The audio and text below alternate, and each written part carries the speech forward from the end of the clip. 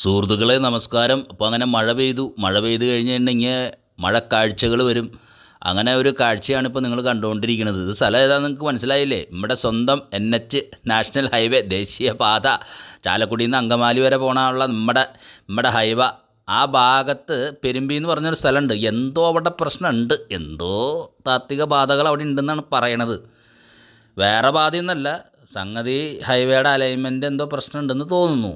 അതാണ് നമ്മുടെ ഇപ്പോൾ ഈ കിടക്കുന്ന ഓടി കാറിലെ ഡ്രൈവറുടെ ഭാഗത്തു നിന്ന് അറിയാൻ സാധിച്ചത്. ആൾ വണ്ടി ഓടിച്ചുകൊണ്ട് പോകുമ്പോൾ ആ പെരുമ്പി പെരുമ്പി ജംഗ്ഷൻ, ആ ബസ് സ്റ്റോപ്പിൻ്റെ അവിടെ ഒക്കെ എത്താറായി കഴിഞ്ഞപ്പോൾ പുള്ളിക്ക് റൈറ്റിലോട്ട് വലിഞ്ഞു പോണ മാതിരി തോന്നി. സംഭവം ഓടി കാറ് ഡിവൈഡർ മേലേക്ക് കയറി. ഇതുപോലെ തന്നെ മുൻപും കോടിക്കണക്കിന് രൂപയുടെ വില ഉള്ള ഒരു കാർ ഇതുപോലെ മുന്നേ വന്നിട്ടുള്ളതാണ്.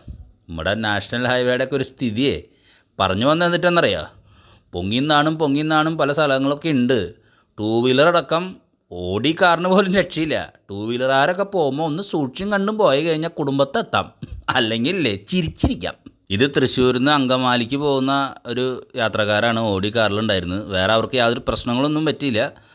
കാറിൻ്റെ ഫ്രണ്ട് ഭാഗമൊക്കെ തകർന്നു. ഓടി കാറിന് ഇതുപോലൊരു അപകടം പറ്റി കഴിഞ്ഞാൽ എന്താ സംഭവിക്കുക എന്നുള്ളത് അറിയാലോ. അപ്പോൾ ഇതാണ് NHലൊക്കെ സ്ഥിതി. കോടിയും ലക്ഷവും കോടിയൊക്കെ ഉള്ള കാറുകളുണ്ടെന്ന് പറഞ്ഞിട്ട് കാര്യമൊന്നുമില്ല. ഹൈവേ നമ്മുടെ ഹൈവേ.